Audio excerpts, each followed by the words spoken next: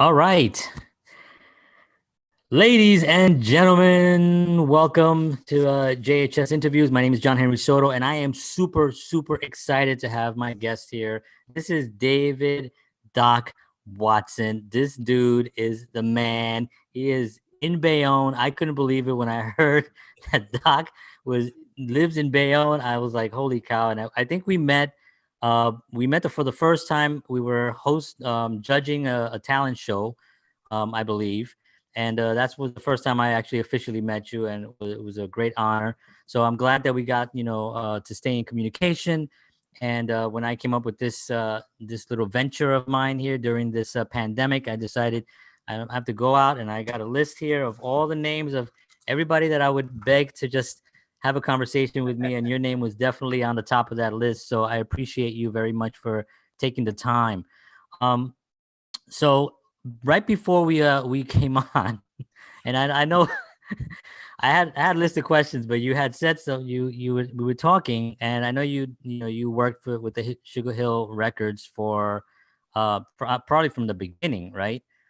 Pretty much so. Sugar Hill was like Motown. Like Yeah.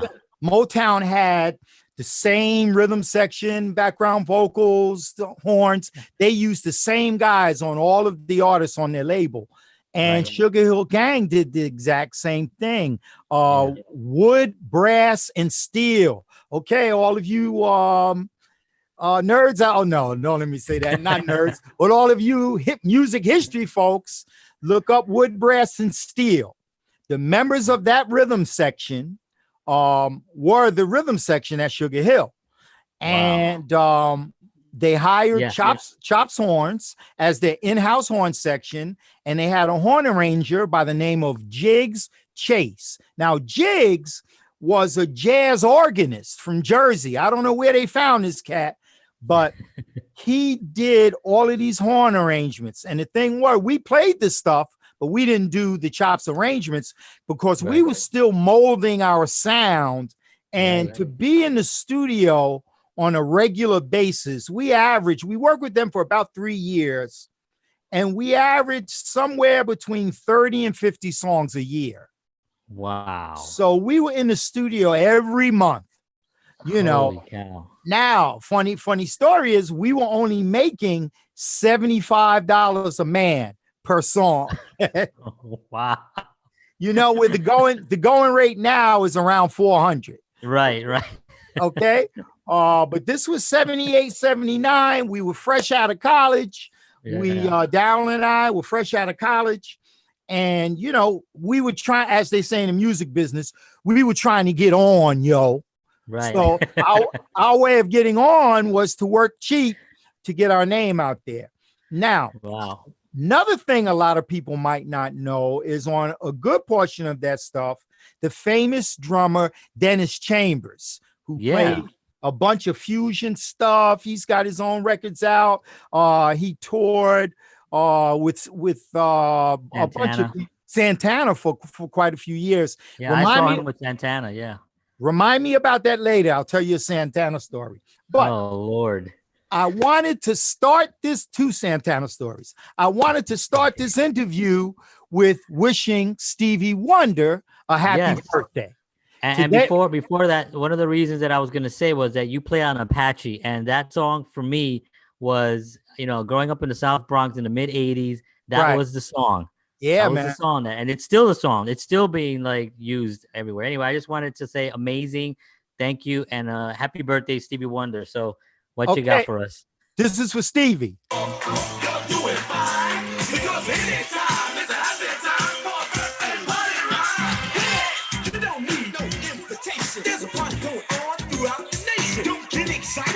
Okay, I don't want to go too far into that because I could play the whole song. Or you heard we came in, we just went bye. That was the beginning. We have a horn break in the middle of that. So if you look up the birthday song. Now you mentioned I gotta play a little bit of Apache because you brought it up. Now I hear Apache on commercials. Really? Wow. It's really an important song, actually, when you look at it historically also. you know, Uh-huh. it's up there with those early, Sugar Hill Gang rhythms and, 1, 2, 3, 4. Liberty, Right. Sorry about the liberty. I couldn't get past that. It's all right.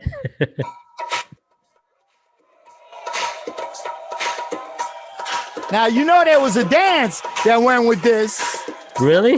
Oh, yeah. I mean, I was a ghetto celebrity breakdancer back in them days. Okay. Bum, bum. Oh, yeah. Yeah. Bam, bum.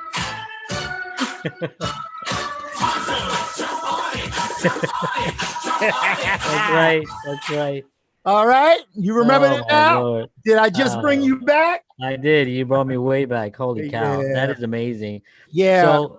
So tell me, the experience of coming out of college and heading into a situation like that, the pressures, was the pressure, because I've heard stories of the Motown years and, other studios like that, Stax and all those guys that played in those, the kind of the session musicians that really played a lot of songs that people don't even know that it really wasn't the artist that even played the full song. It was really, they hired these musicians to just knock out the studio tracks and then send the actual band, the wrecking crew and stuff like that.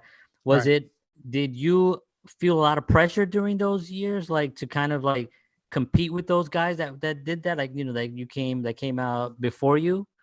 Well, let me reel you in a little and take you back just a little before that so you can see the context. When I was in college, I met a gentleman by the name of Darryl Dixon. He was an alto sax player, and he used to do a lot of playing with a trombone player, Clarence Lowry. They were the only two African Americans in the Jersey City State Jazz Band, because back then it was run by Dick Lowenthal, who had a tendency of wanting all white musicians. Don't ask me why. It's not for me to say. It's not for me to say. But he had a predominantly white band. I was a senior in high school, and I go hear this band. And I see Clarence, trombone, I see Darryl. They stuck out because on that white background, seeing a brown brother was kind of easy. So I waited around till after the concert and I met them.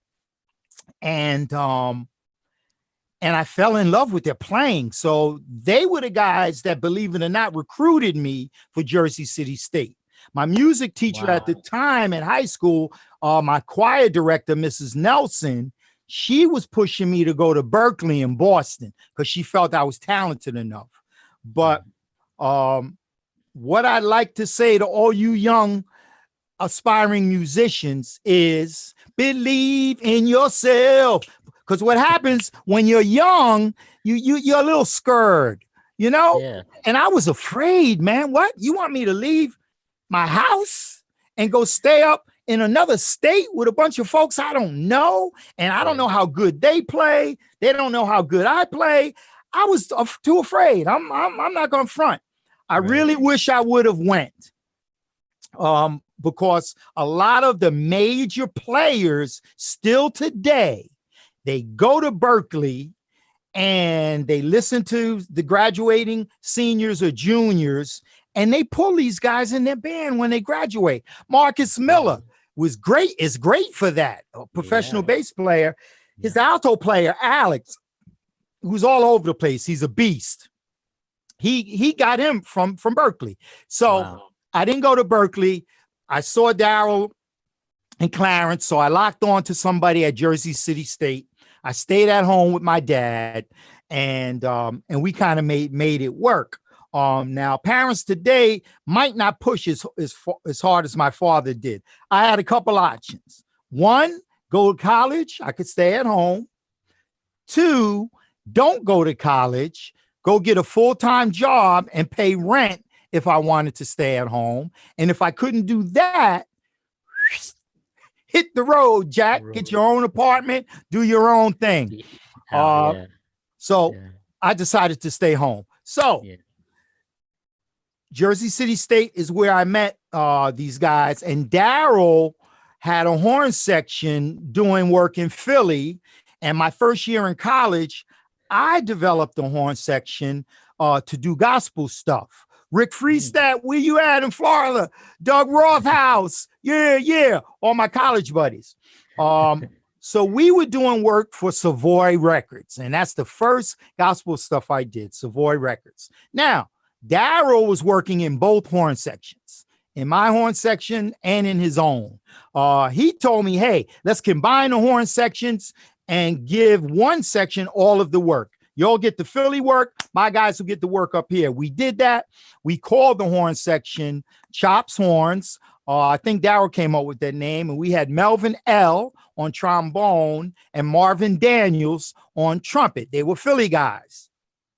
We had one rehearsal. We got together to go over some music.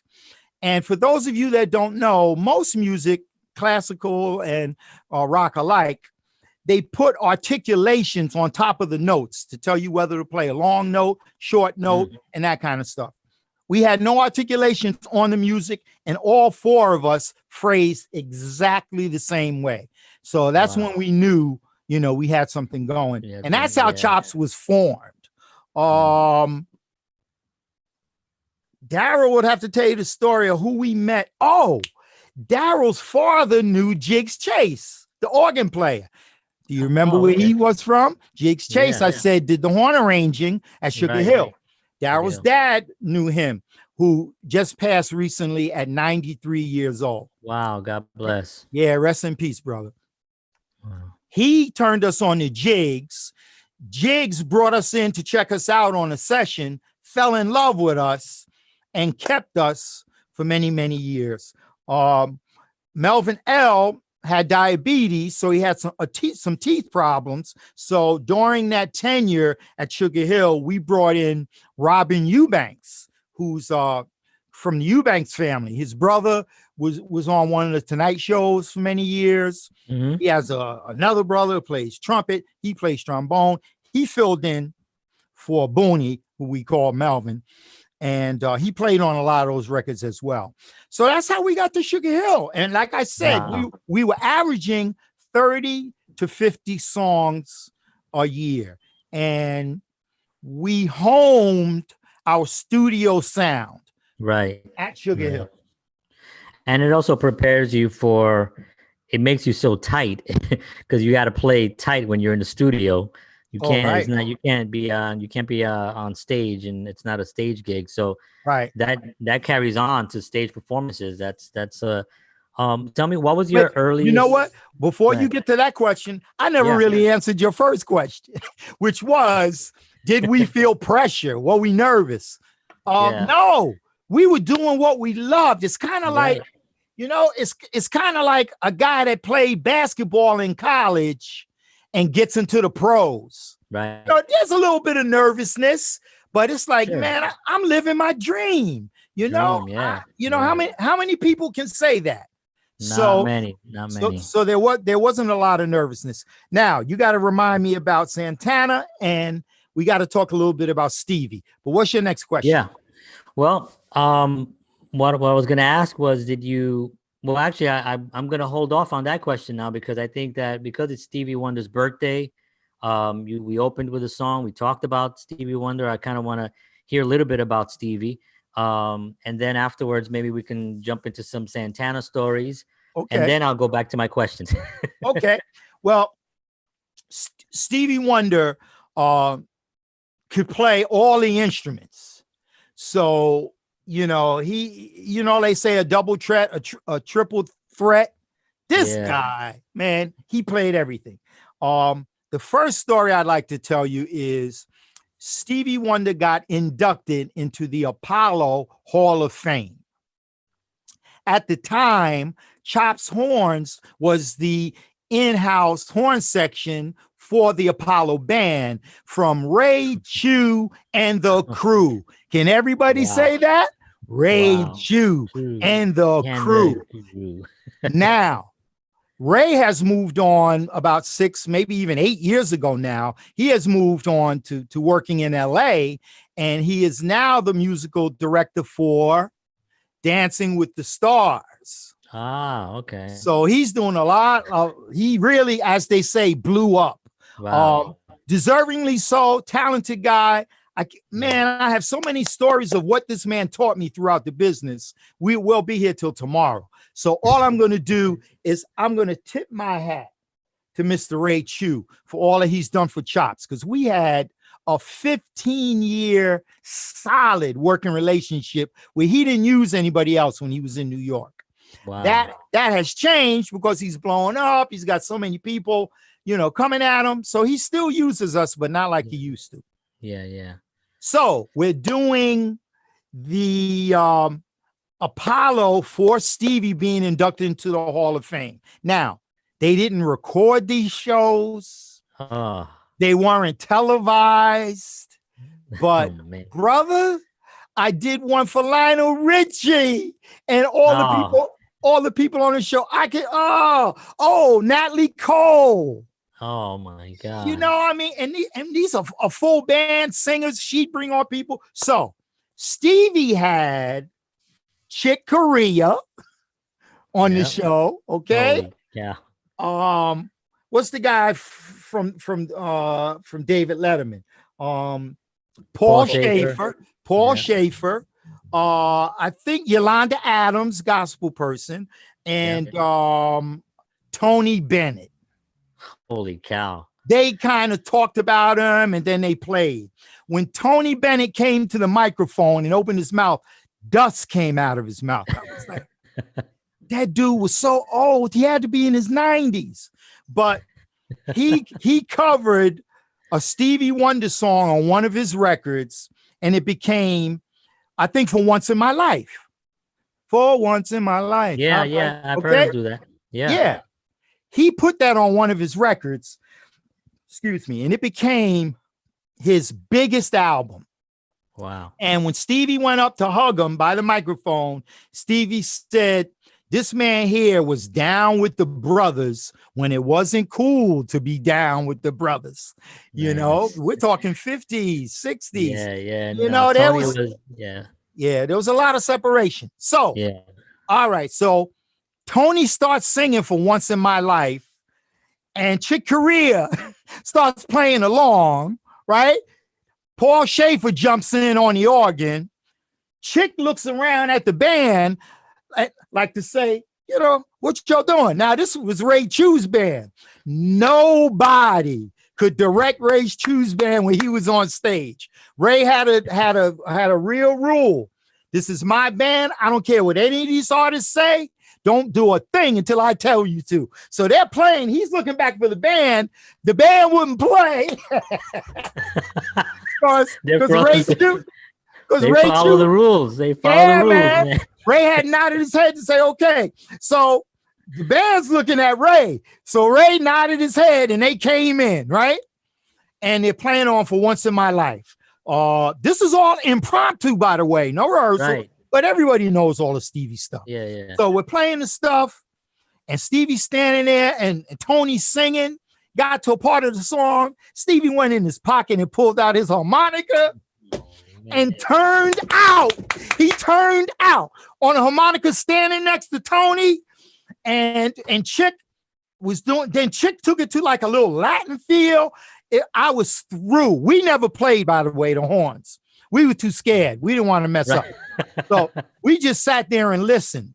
And that must have been amazing. And during that same show, Stevie was playing electric piano. Chick was playing acoustic piano, and Paul Schaefer was playing organ. And they were doing a song as a trio. Now I'm saying to myself, man, not for nothing. Paul Schaefer's good. Yeah. But he's totally outclassed. Yeah. With Chick Corea and Stevie Wonder. Yeah, I mean, come on. I mean, we're not taking anything away. We love you, Paul. Yeah. He was outclassed. So I'm sitting there like, let's see how he gets out of this one. Because I knew these dudes was going to play rings around him, right? Right.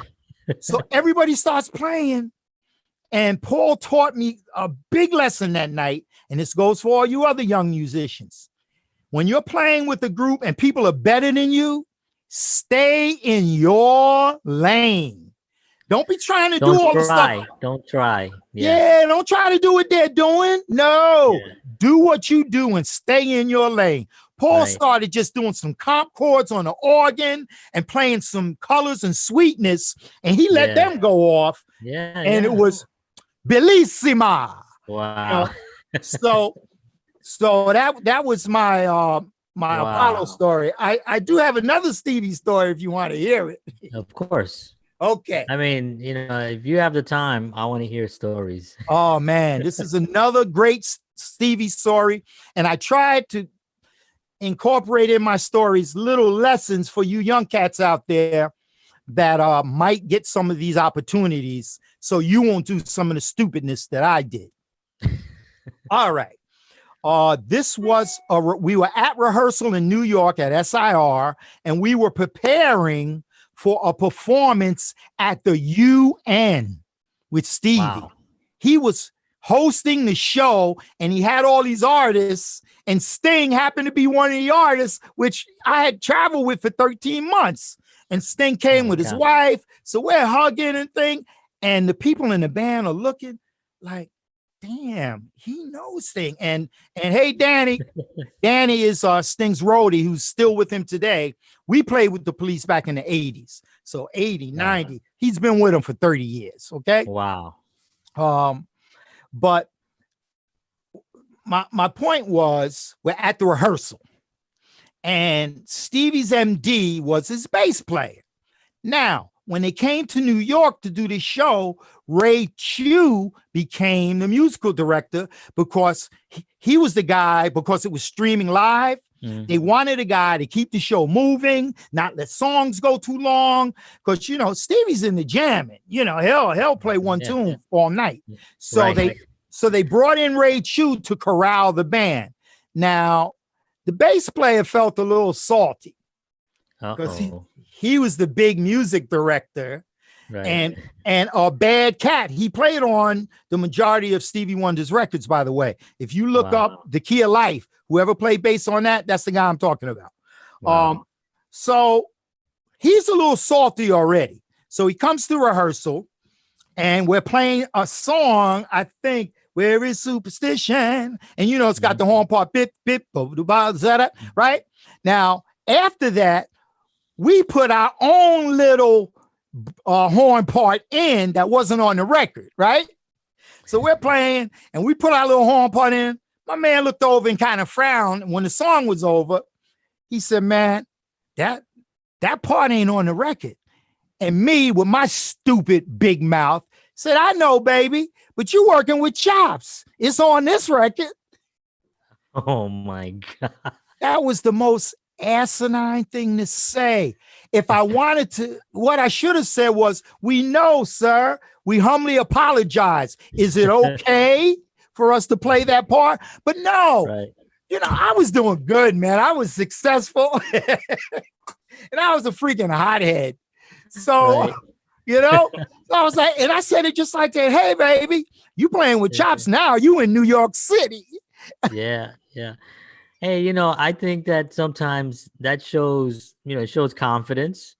You know what I mean? I mean, and the fact that you were already playing at that level, it gives you some type of clout to be able to say something like that. I mean, it all depends on the moment too. You could also take it a little bit too far, but at the same time, you've earned humility. The key. Yeah. Humility really is the key. And let me tell you, the best musicians I know, like people like Stevie and Chick Corea, all the people I've worked with on that level, they are all humble. Some of the singers could be little jerks, but all the musicians were real humble. The cats that had the attitude were the guys that really couldn't play that good. Right. So, I was kind of falling into that category, which I didn't want to put myself. So the musical director put it in his computer. He said, this dude gonna get wise with me? Oh, I'm gonna get him back. So now We're on the show. The UN is live, y'all. No second takes. It's being streamed. So whatever you play, you play. The musical director forgot to inform the horn section that Stevie Wonder knows all of his songs in 12 keys. So he could play any song he wrote in any key. Depending on where his voice was, will depend on where he wants to play it. So this one particular song, can't remember the name, but he had flying horn parts in it. What Stevie would do is, which the musical director didn't tell me because I was an asshole. He forgot to tell me that Stevie comes out and plays a note on the piano, right? He plays a note, dun, dun, ding. That alerts the band what key the song is in. Holy cow. Okay, so I saw him hit the note. And I'm saying, I guess I didn't know why he hit the note. So while they're counting it off, the guitar player turns around and says, the song's up a step. And we were like, wait, what? So they fell in. They had like maybe 3 or 4 bars before the horns came in or whatever it was. So now we had the music in front of us, but we had to transpose or go as you're playing. Like live as you're playing, you're transposing at the UN with Stevie Wonder. Now you talk about pressure. What? Man, I had sweat running down the back of my neck.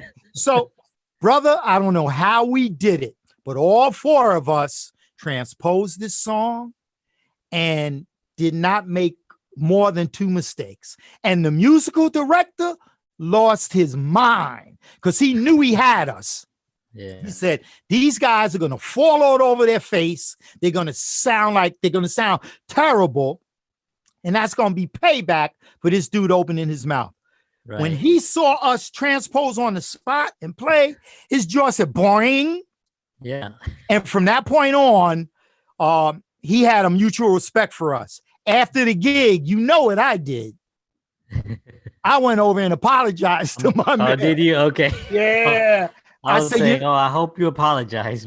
Yeah, I went over to him and I said, yesterday we had a long night learning all this music. And, I was a little on edge, and I know you have 2 horn players from LA that they didn't let you bring. So you got stuck with us, but I just want you to know, I respect what you do. And please accept my humble apologies. He shook his head and said, yeah. He said, and by the way, where did you buy that hat? Because while I'm in New York, I want to buy some hats. So nice. That's when I knew we were okay. We were okay, yeah. Wow. So those are 2. I love it. 2 Stevie stories. And the last one, which I'll keep real short, is within the Ray Chew Band, we used to do this thing called the BET Honors.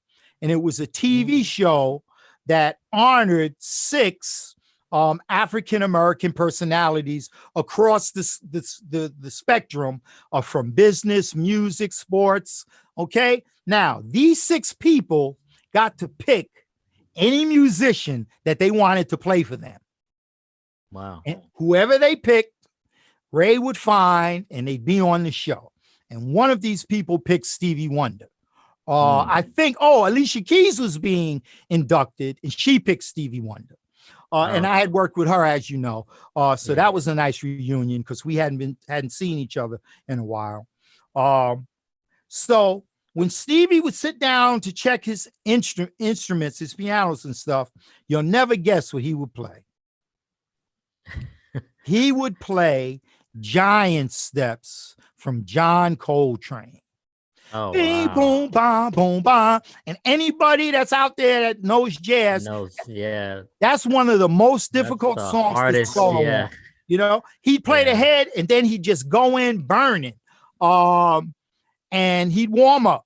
Now we were doing, I think it might have been Superstition at rehearsal, and he's playing the clav part.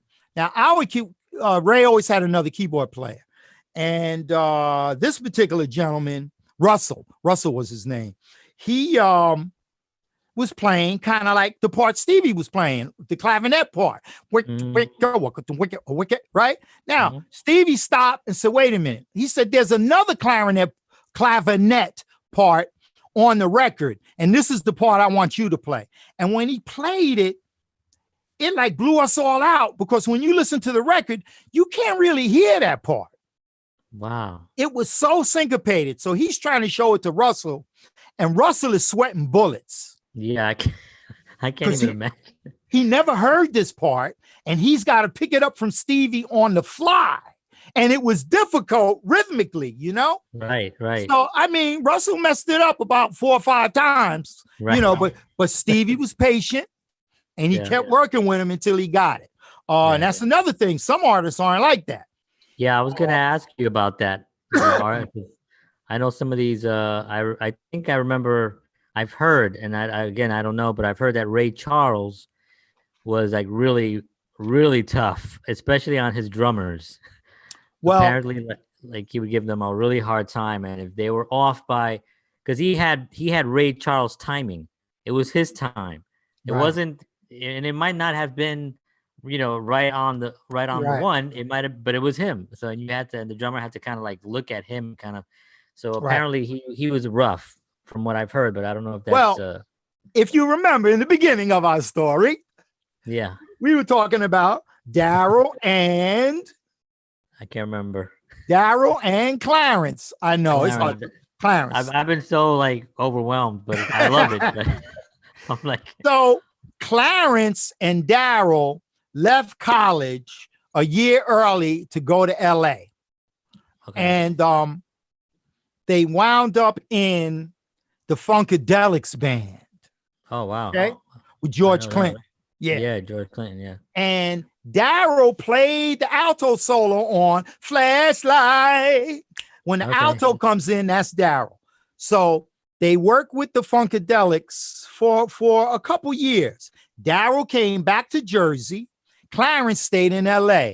And guess what band he got in? Get out. Really? Ray Charles? Ray Charles.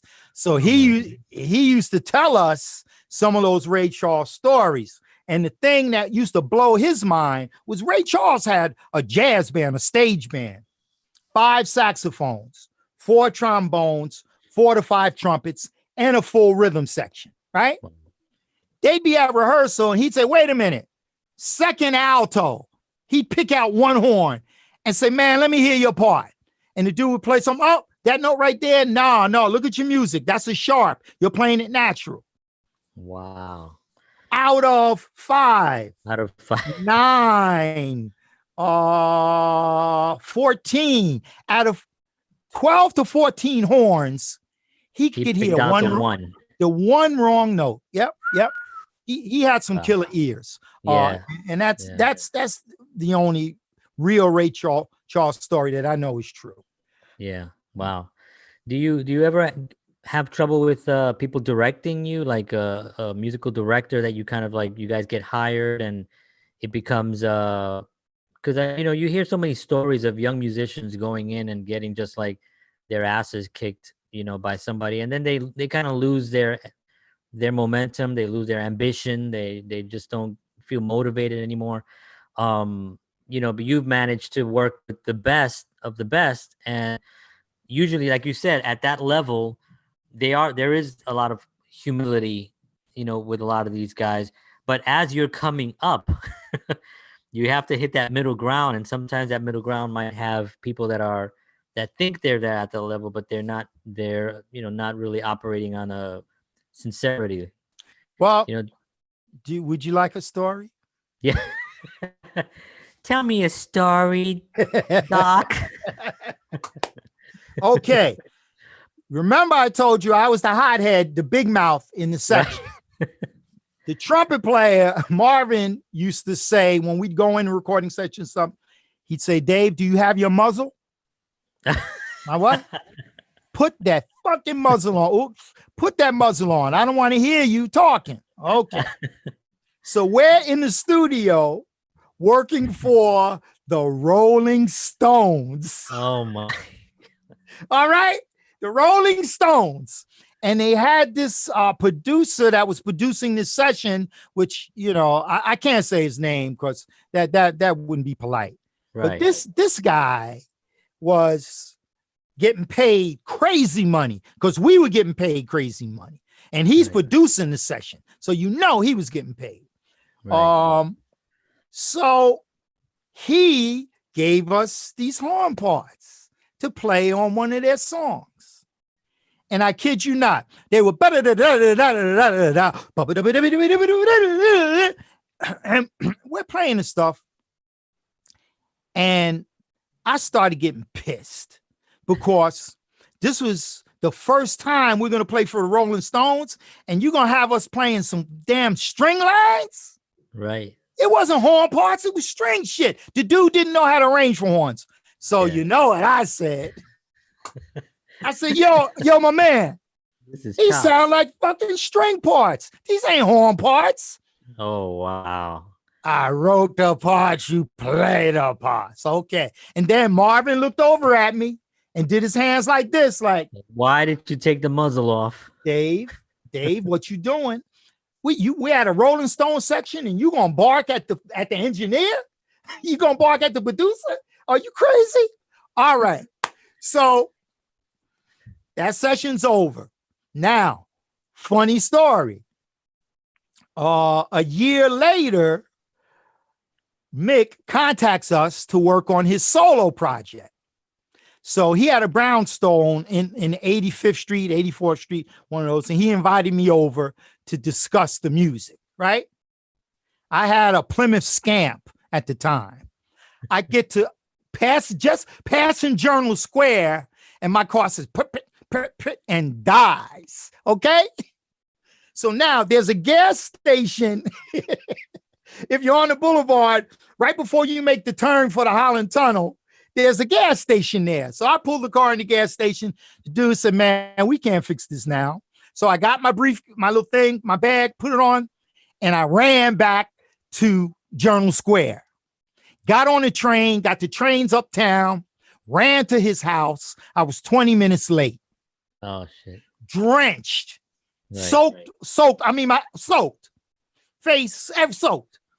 And his guy comes, I guess I don't know if it was butler or his whatever he was. He comes and answers the door. This dude was built like Arnold Schwarzenegger, but short.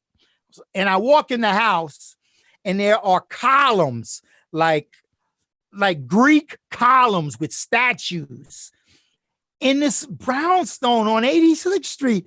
I mean, it looked like I was walking into the Waldorf. I'm like, what the fuck? Okay. So I come in, the dude brings me up a staircase. There's Mick. And I said, Mick, my car broke down, man. I'm so sorry. He could see I was drenched and breathing hard. He said, you know, I was late once. And I was like, oh, fuck. So then he says, look, why don't you go in the bathroom and, you know, dry yourself off? Okay. So I go in this bathroom and he had these towels that all had J's on them for Jagger. I'm like, what the fuck? And his shower opened up where there was a chair that you could put down and turn it into a steam shower. It was crazy. I mean, at the time, I had never seen anything like this. Right. So we go in and he's talking about what he wants on the record. And I asked him, I said, well, what about that last session we did for you? He said, I didn't use any of that. I said, what? He said, yeah, that producer, I didn't like what he did with my songs. Wow. So and then he said, after I paid him and told him I wasn't going to use it, he still tried to get radio stations and people that he knew to play the record. So I had to, you know, let my lawyer, you know, straighten him out and say, you play that again, we're going to sue you. Right. He had already got paid probably $100 grand for whatever it was for all these songs. But I told you he didn't know horn parts. Right. I was trying to tell the fool, but he didn't listen. So Mick didn't use any of his stuff.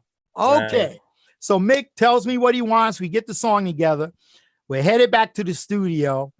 and he uses the same dude to record this stuff, which I thought was kind of strange, but I come to find out that he didn't like what the guy wrote, but he liked the sound that he got in the horn. He liked the way he mixed the horns and the way he recorded the horns, because it all depends on if you're using tube mics, condensers, all kinds of different kind of microphones. This guy did know his shit when it came to that. Yeah. So we go back in. I said, "Oh, this is my time to make up, like I did with Stevie's guy." Oh no. So I go in, "Hey man, so good to see you." He said, "Man, one thing. The only fucking reason you're here is because Mick Jagger asked for you, because I had another horn section that I wanted to use." So he never got over it.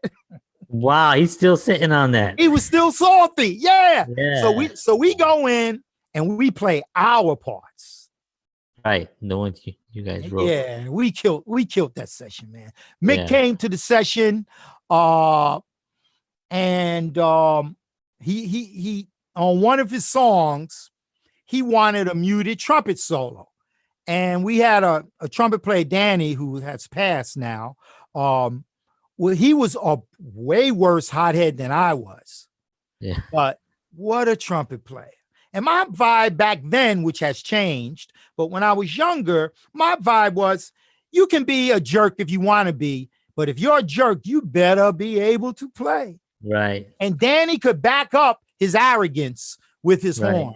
He was a bad boy. So Mick says we had 2 trumpets on that. Oh shoot, I got a picture of that session. Nice. I could pull it down and show it to you if you want. Yeah, go for it. Yeah, man. Let me. Man, that's so funny. This is so awesome. Yeah. Thank you everybody for tuning in and watching. We're here with Doc Watson telling us some amazing stories of some of the sessions that he's done in his career. And look at this. How's that? Tilted. I could see myself in it. Tilted a little bit up. Yeah, a little bit higher up. Nice, right there. I could see it right there. Nice. Okay. So you see, I got an orange shirt on with matching orange sunglasses. I see. I was all the way live, brother. So getting it done. Yep. So I mentioned about Robin Eubanks, right?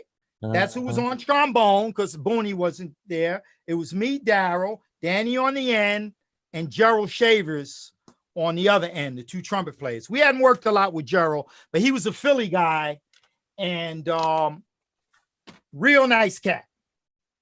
All right, so we're in the studio. Mick is asking for a Miles Davis type solo. So Danny goes in with the mute and he's playing a bunch of stuff. Didn't sound like Miles. And Mick says, "Nah, that's not really it. Could you give me another take?" Gave him another take. He still wasn't sounding like Miles. So I go in the booth. "Danny, what's wrong?" He said, "Man, if he wanted Miles Davis, he should have fucking hired Miles Davis." Oh, Lord. I'm like, "Dude, that's Mick Jagger. Look," I said, "we got 2 trumpet players here. We got you and we got Gerald. You play some of that stupid stuff again, and Gerald will be in here in a heartbeat." That's right. And Danny got it. He gave him that Miles vibe. Okay. Mick loved it. When it came time for the record to come out, the Rolling Stones at that time, and this was crazy, most records had anywhere from 8 to 12 cuts on the album, right? Right. Rolling Stones would cut 28 to 30 songs per album every time they would go in. Really? Wow. They'd spend crazy money in the studio. Then they'd pick the best 8 from that bunch. So what that means, boys and girls, is the Rolling Stones has maybe to be, 50 to 100 songs in the can, which means nobody's ever heard that. So maybe going to say that. Maybe they're saving these songs for their grandkids, and their grandkids can put them out. I don't know, the legal thing, but these dudes got a bunch of stuff in the can. So we worked for Mick 2 or 3 times. The first time we worked for him, 2 songs made the record. The second time we worked for him, 1 song made the record. The third time we worked for him, that solo that Danny did, that was the only thing that made the record. We didn't make the record. So Danny was complaining to me about doing it. He's the only one that made the record. When it came out and he had his name on that cover, he went around to all companies getting all this free equipment because he was the Rolling Stones trumpet player. Where he wasn't. He was hired by Chopshorns. And I can tell you a bunch of stories of people that got hired by those guys. We brought them in the session. And if you go to their website, the top names that you see are the people that they worked on the record with us. You guys. Yeah, and they never mention Chopshorns. They say, that's not right. I work with this guy. So this business can be a little weird, but I have a big heart. I'm giving, and it's treated me well. It really has. No, I mean, you have a tremendous career. Now I wanted to talk a little bit, and we're gonna go back to stories. But I know that you've also have a tremendous background in education, and I think that's one of the conversations that sometimes I fall into with, I'm a musician. I've been playing for, very, very long time, but I'm not a trained musician. I've never studied music. I basically just took books out of the library and taught myself how to play as a kid in the South Bronx, right?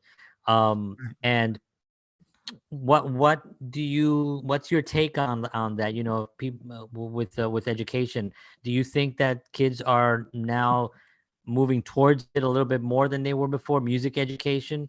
With all the hip hop and all the machines that do all this stuff, my fear is that musicianship is we're losing the art, and I know that we'll always have somebody that comes up and loves it and will do it, but there should be a lot more people out there.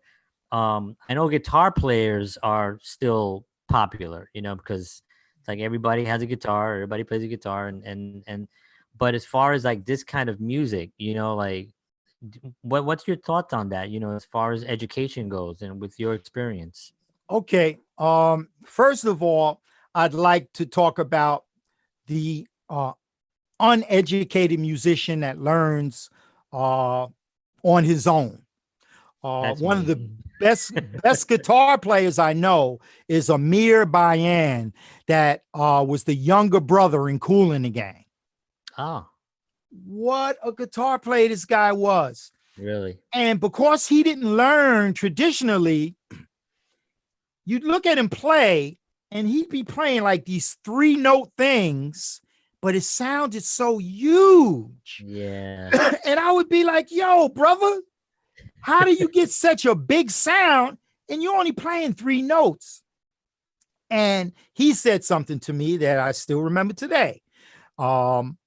And I was in high school at the time. He told me, he said, Dave, when I hear a chord or something, I only hear 2 or 3 notes, and I call them the color tones, the pretty notes, right. So, in a chord situation, like you can leave out the root and the 5th, but if you play the 3rd and the 7th and the 9th, right. Your ear hears the root and the 5th. You right. see, so there's certain way. Right. Right. We're trained to kind of like almost put it in because from our ears are trained right. that way. Yeah. Right. So instead of playing a whole chord, he played fragmented chords, but he sounded great. He had such a rhythmic feel.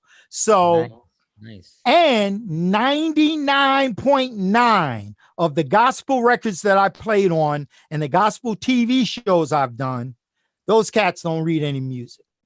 Wow. And a bird could fly by and tweak, and they could play you the notes that bird sang. Right. their Wow. their ears were like, like Yeah. this big. They could hear everything. Well, Which, I heard a story once. You know Billy Sheehan? yeah, He's yeah, a, yeah, yeah. yeah, Billy Sheehan. So he did a workshop once where and I was there and I asked him a question about reading music because he doesn't read music. He's a Right, monster play. He played with Chick Corea. I'm like, how do you play with Chick Corea and you don't read music? right. But he said, one of the reasons why music notations was created was because back in the days there was no recording mechanisms. Mhm. So if somebody is playing a beautiful piece and there's no way to document it, he's got to figure out a way so that tomorrow he can come back and remember the same piece that he just came up with. So that's where the notations came about. And so he says the theory is important to kind of document what somebody's going to play, you know. Right. But today, with our phones and everything, people can just record their stuff. And there's so many musicians in history, like Santana and I mean, Jimi Hendrix and all these guitar cats that I used to follow, that didn't read music. And Mhm. so I mean, the reading music is not really so much what I'm focusing on, or what I'm more interested in music education, like learning about the history of music, how Okay, things developed, where okay, we are, okay, you know what I mean, okay. and that kind of a thing. Well, uh, because my father played saxophone, it was instilled in me. And he was Doc Watson. I Mm. got the Doc name from my kids from Bayonne High School because when I started teaching, I used to fix some of their instruments because I had to learn how to fix my own instruments because I couldn't afford a repairman. So I learned how Right. to fix stuff. So I would fix little things, and they started calling me the doctor. And uh then I from didn't the know doc, that. from the doctor, it got knocked down to Doc. Right. And I told him, I said, hey, that's what they call my dad. I'm not Doc. He's Doc. They said, well, you're our Doc. So, okay. So certain things were instilled in me. And my father told me, he said, look, if you want to go to college for music, so that's the only thing I would go for. He says, you got to go for an education degree, because if you get a performing degree, what do? You go on a gig and you bring your certificate and say, oh, look, I graduated from college. The band leader laughs and says, oh, come on, let me hear you play. Right. It's all about how good you are. Right. So to take those few extra education classes was so worth it for me. While I was in college and Chopshorns were formed, and I told you we were doing a lot of rap stuff, we would work for other artists and we'd bring the horn section in. And a lot of them didn't know what a trombone was. These rappers, they would lose their mind when they saw that. Oh, snap, you see that instrument? Look, it goes out like this. Oh, it was like, dude, you never saw a trombone, you know? Yeah. Yeah. I mean, I could identify with that growing up in the Bronx, I Yeah, mean, I don't think I really saw a trauma. I mean, no, that's not true because I was kind of like listening, but I could see that happening. yeah, yeah, yeah. So, the generation from the 70s on, they had all these other things to get into. Um, so it was difficult. Like I said, I was kind of forced to go the education way, but I'm glad I did. Yeah. Now, the young guys today have something that I don't know how old you are, but we didn't have, which is YouTube. Oh yeah, yeah. No, I didn't have that. I'm way older than that.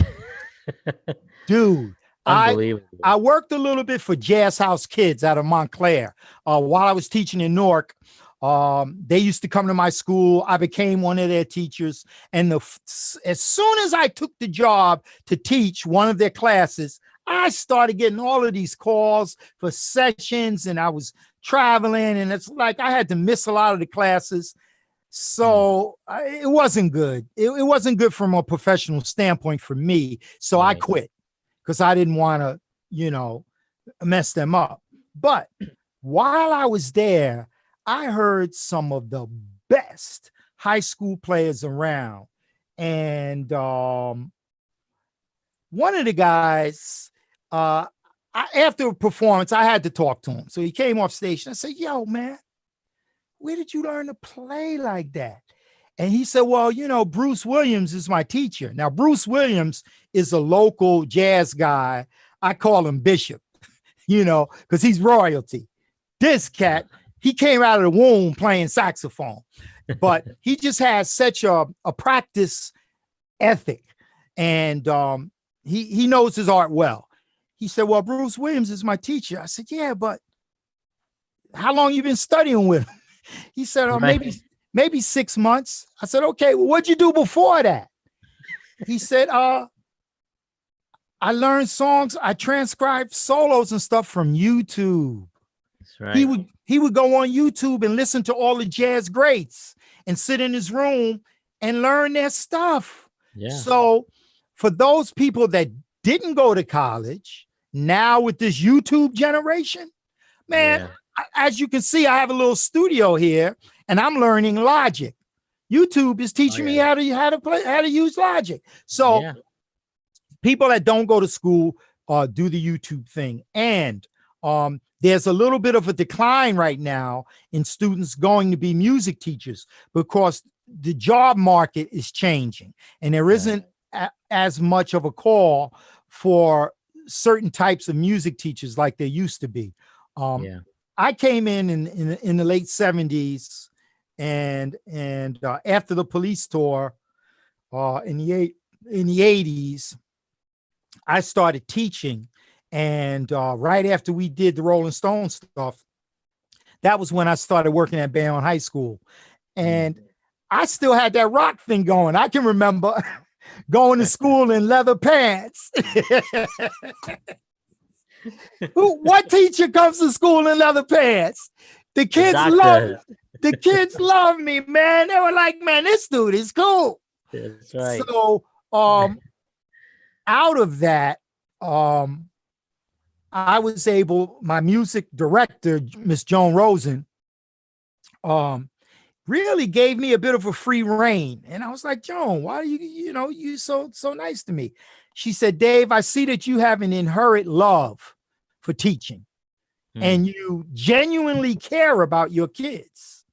And the principal at the time, Dr. Wanko, I said the same thing to him. Yo, why are you hooking a brother up?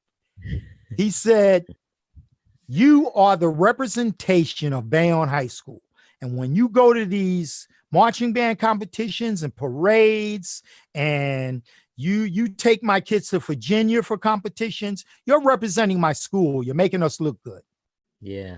So I really got into that. And I started a program, which I had an article on my Facebook page.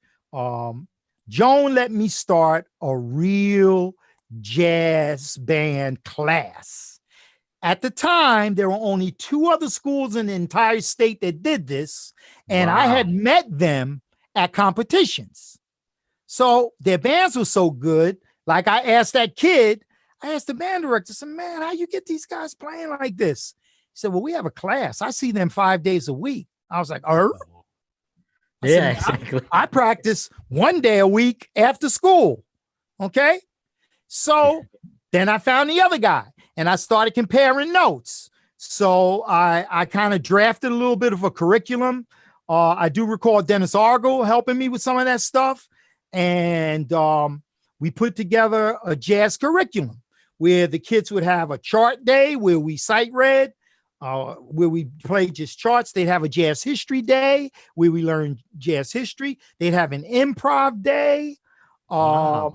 And we rotated those days because I saw them, every day. Now, the best thing that came out of that was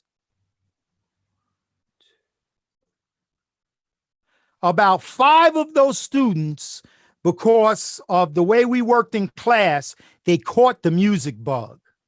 And they decided they wanted to be music teachers. Wow, you see? And Mike Fermento, I know Mike. Mike owns Piero's with his brother. Yeah. He was the drummer in my band. He's a music teacher. Yeah. Margaret, I know Mike. Yeah. Yeah, Margaret Cirillo. I think her last name is Pepe now. She played piano and clarinet. She was in that band. A quick Margaret story. Eddie Daniels is a famous clarinetist. And I transcribed a good portion of Eddie Daniels' clarinet solo because I wanted to do that type of song at the jazz band competitions because I had a small band. And I was going up against guys like J.P. Stevens. I mean, these guys came in with full-size jazz bands like Ray Charles had. They had full-size bands like that. And 80% of their students took private lessons. And their private teachers would write out solos for these guys, wouldn't let them solo themselves. So they would come in just playing like professionals. Right. Now there's a good side to that and a bad side. You have to let the kids get a little freedom there. Yeah. Let them fall and scrape their knees and stuff. But that wasn't happening. They were about winning competitions. So I transcribed this Eddie Daniels clarinet thing. It took Margaret 2 years to learn it. All right. The year she learned it, we went into a jazz competition in Carteret. And all of the big bands would go to this jazz competition. The first year we went, we came in 13 out of 14 bands. The second year we went, we came in 6 out of 13 bands. The third year we went, we came in 5th out of 14 bands. The fifth year we went about 6 years. The 5th year we went, we won. Oh. And we won doing the Eddie Daniels, Margaret playing that burning clarinet solo. And we brought in a singer and we did What Is Hip from Tower of Power. Oh, nice. So the judges they were blown away. And the dudes in the band, they pulled the prank on me that now when I look back, I laugh, but it wasn't funny that night. The singer put on sunglasses. And he came and he had Mike or one of the drummers, the percussionist, hold his arm and bring him out on stage. He was acting like he was blind. Right? So he starts singing and he's walking towards the edge of the stage. Now he can see, so he knew where the edge was. But the people in the audience, they were like, oh. Oh, man, I can see why that would upset you. Oh, I mean, I was a pretty free-going guy, but come on. Yeah. But it was an hilarious gimmick. Did that make the judges say, oh, we feel sorry for these guys, we're going to let them win?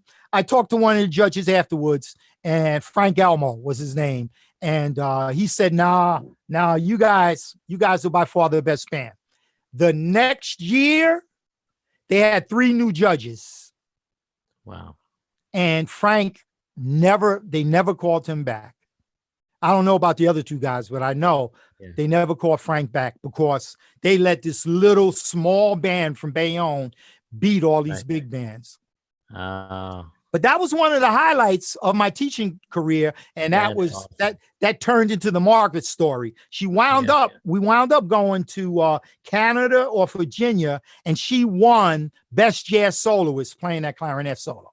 Wow. So she played clarinet and piano, and she was one of the best sight readers I had. She came in my band when she was in the 8th grade. So we said Mike, Margaret, then Vinny Downs, who's a classical guitarist. He teaches at Bayonne High School now. And I had the pleasure of playing on one of his records, and he's done maybe 4 solo projects on his own. Wow. Vinny Downs, Joe Reichert, who was also a drummer. He became a music teacher. He's teaching out in California. I think I'm forgetting somebody. Don't worry, they'll let me know. But I know 4 or 5 of the music teachers in that jazz band class became music teachers because it was a whole love thing. Right. You know, I think that's the probably the missing element. If you know, for the if music teachers are not really expanding right now, it's probably because there aren't people like you doing exactly things like that. You know, because it's, I think, because when it gets into a system, you know, Right. and you know how the system operates, Right. you know, they'll tend to kind of like shift things. So I admire that a lot, and I think that that's one of the things that we really should probably start focusing on, as far as getting young people interested in becoming teachers, and Well, you know, music teachers and yes. performers. You Yes. know, No, and I yeah, agree totally. But yeah. let me cut in because we're our time is running out. Um I got time. I mean, unless yeah. you got to go somewhere, I don't want to keep you. um one of the things I like to say to all the music teachers out there, or the people that are thinking about being music teachers, is you got to think outside of the box, and you Yes. have to be creative to pull these kids in. Now, Mhm. I'm working in Newark. I have an 8th grade. They play no instruments. They don't want to be in my class. And it was South Street School. South Street. And I had a good time in Newark. I taught in Newark the last 6 years of my career. And my last year, South Street was a brand new school with a new principal, Miss Cruz. And she just left me alone. So I have these 8th graders. I got all these instruments. The music teacher, the principal before her, oh man, he'll kill me if I forget his name. Mr. Nazario. Mr. Nazario knew he was leaving.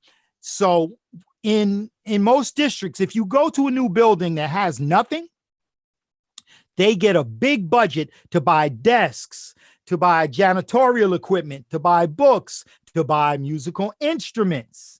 He used to DJ a little bit when he was younger. So he was fond of music, and he was fond of violins.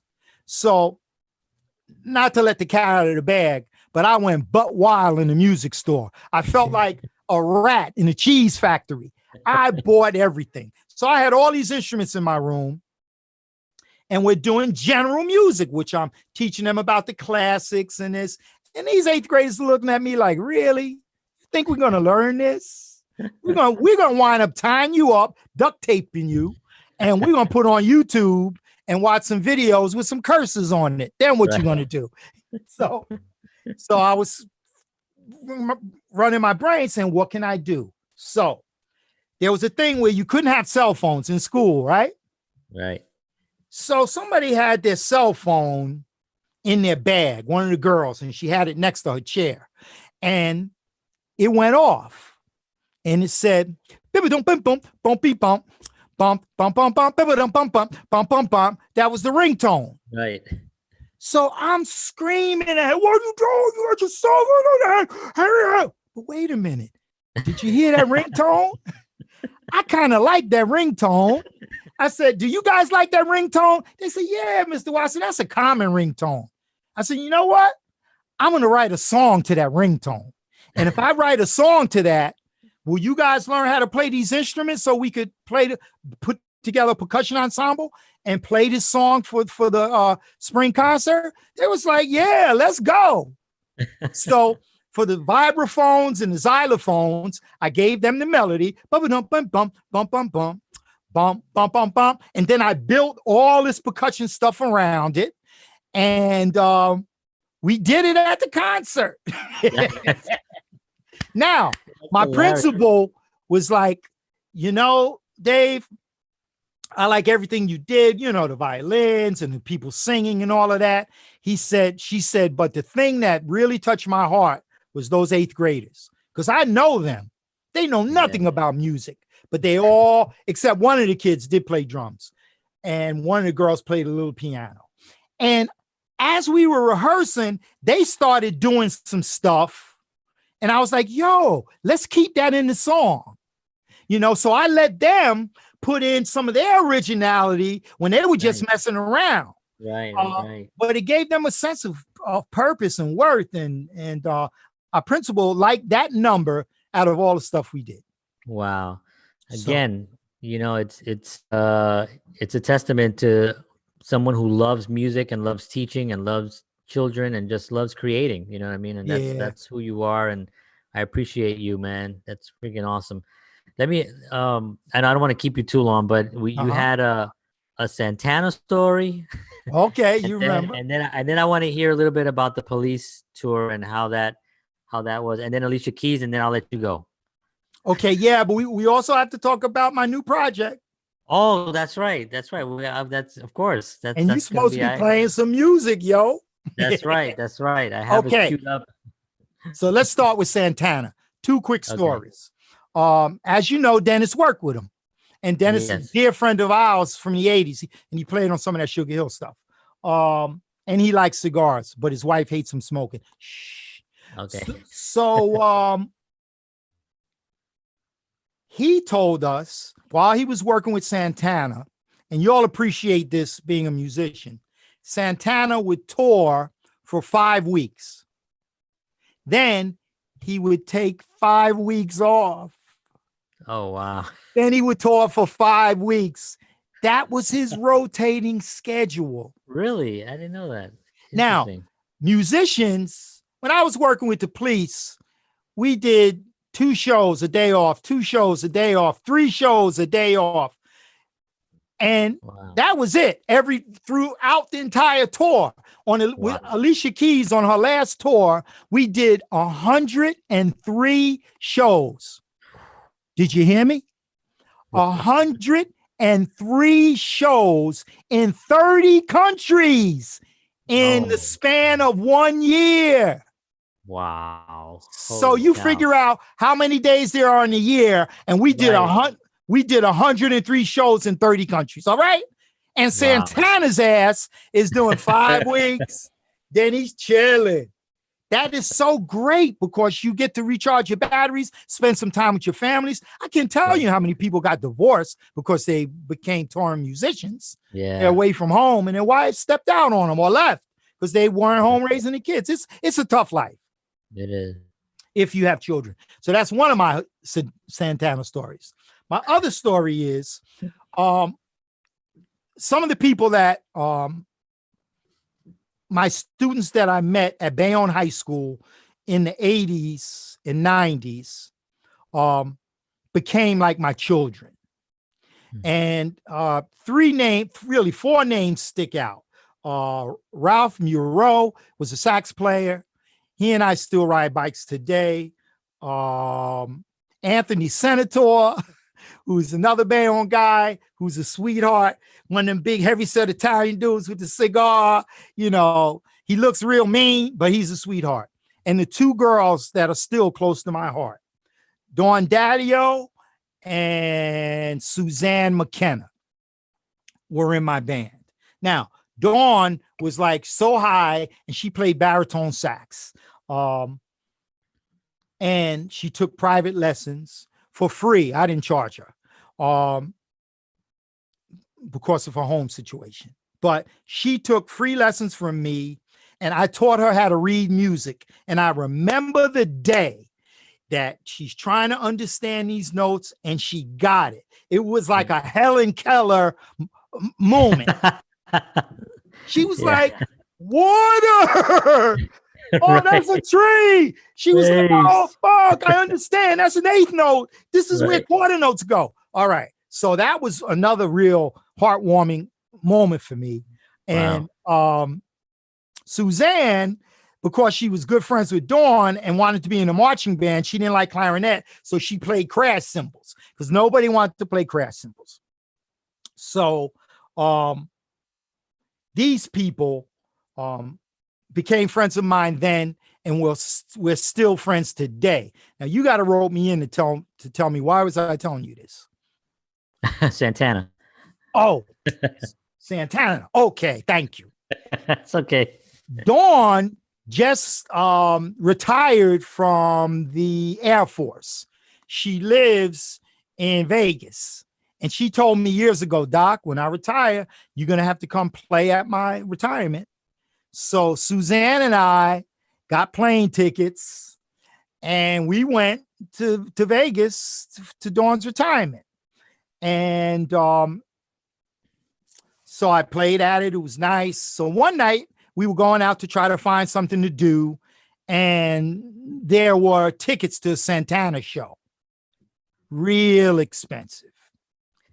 But I had never seen Santana live, and I told the girls, I said, this is on my bucket list. I mean, we got to do this. They did it for me. They said, okay, we'll go. So we went to see Santana.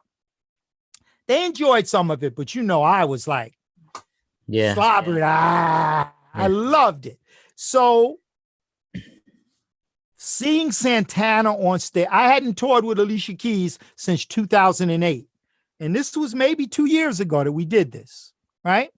So I had 10 years of being off the road. Going to that Santana concert gave me the bug again. It made me want to travel again. And it's a bit of a curse, but Santana brought that out in me. It made me want to be back on the road. I love Santana. Yeah, I saw Santana. I paid whatever it was at the time. I took my wife, and we were in the front, actually 2 rows back. Wow. He was right there. And at one point during the show, because I was wearing a hat like Santana wears, and he kind of looked down and he smiled at me, and I was like, all right, that's it. Yeah. He kind of like smiled. He was like, and I was like, yeah, wow. Yeah, big Santana fan. That's awesome. So let's get some music. Tell me a little bit about your project. I know it was you mentioned you're tipping your hat to all these wonderful artists that you admire throughout your career. What's tell me a little bit about this particular song that you have here. Okay, I just started working on the project, and I think I'm going to do 5 songs, do an EPK. I'm tipping my hat to people that I've worked with, and I'm also tipping my hat to music that I admired. The song that you have, which isn't finished yet, the vocals aren't on it, was written by Skip Adams, who lives in Bayonne. I co-wrote the song, and Hubert Eves IV produced it. I played all of the saxophones, and Joe Romano played trumpet. It reminded me of Marvin Gaye. So I'm having a vocal come in to do a few Marvin Gaye, hey, baby, woo, to do some of his hooks. Yeah. And I'm calling the song Marvin Stay. Marvin Stay. Yeah, I saw that. That's great. Do you mind if we play just a little bit of it? Well, hold off for that because we're about to close, and you wanted to talk a little bit about the police and a little bit about Alicia I mean, Keys. I don't want to. I mean, we're probably gonna if we'll do another part at some point, a 2-parter maybe in the future at some point. I'd love to have you back. Yeah, that's a good idea because it's hard for me to cut these stories short. Yeah. Well, I don't want you to. That's why. Cool. So yeah, just tell me a little bit about the police, and we'll go into some of your music, and then we'll schedule something else. The police gave me the opportunity to play at one of the US festivals. Mm-hmm. Google it, baby. US Festival. There were two, and it was in California, and we had to be flown in by helicopter. And there were 250,000 people at the show. So imagine what it feels like standing on stage, looking out onto 250,000 people. And I was 24 years old. Holy cow. And because music, travels in time, as the people would clap, the people closest to you for maybe a half a block, they were in sync with the music. Then as it went farther, their claps got slower and slower. So when you went through the whole crowd, it looked like a live wave moving through the audience. And that doesn't give it a good explanation. It was one of my biggest sobering moments as a musician. Wow, that is amazing. Jesus. So that's my only police story. I did talk about Alicia with 30 shows. I mean, 30 countries, 130 shows. I do have a lot more stuff to talk about her because she's a sweetheart. Yeah. Yeah. So let's do a part 2, yo. Let's do a part 2. Absolutely. I would love that. Absolutely. So Okay, so you told us about the song a little bit. Do you mind if I just play a little bit of it? Please do. All right. Now let me see. I got it over here on my little. Hopefully, you let me know if you hear it. Okay. Yep. And I'm going to say good night while the song is playing. And I'm going to hit the little boy's room. Love you, brother. Take care, man.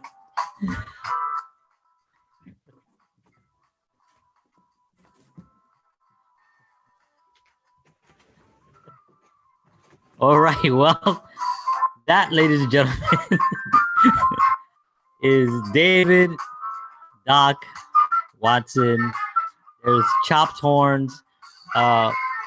This is his new track, and I'm just really grateful that he took the time to sit with us, and hopefully we'll do another part because I'm sure he's got a tremendous amount of stories. Unfortunately, I wanted to get some questions, but his stories were just so great that I just thought, let him tell his stories, and at some point we'll get him back and maybe talk a little bit more about the industry and being in the industry and seeing what that's like. But anyway, I want to thank everybody for tuning in. Appreciate all of you. And again, this track is not finished, so it's not anywhere. He's got to still finish it up. But it's a really cool, funky track. I really like it a lot. And he's back. I bet you never had anybody walk out on you before. I thought you were coming back, so I was just closing out. Close out, brother. Close out. All right. Thank you so much, Doc. I really appreciate you so much. We'll definitely do it again. And don't go away yet. I'm just gonna get out of YouTube, and then I'll say goodbye to you for the evening. All right, everyone. Thank you so much, John Henry Soto. Please subscribe to the show. Hit the links down there. Share it. Hit the thumbs button. I appreciate you all so much. Appreciate it. And I'll see you all again tomorrow night at 9:30.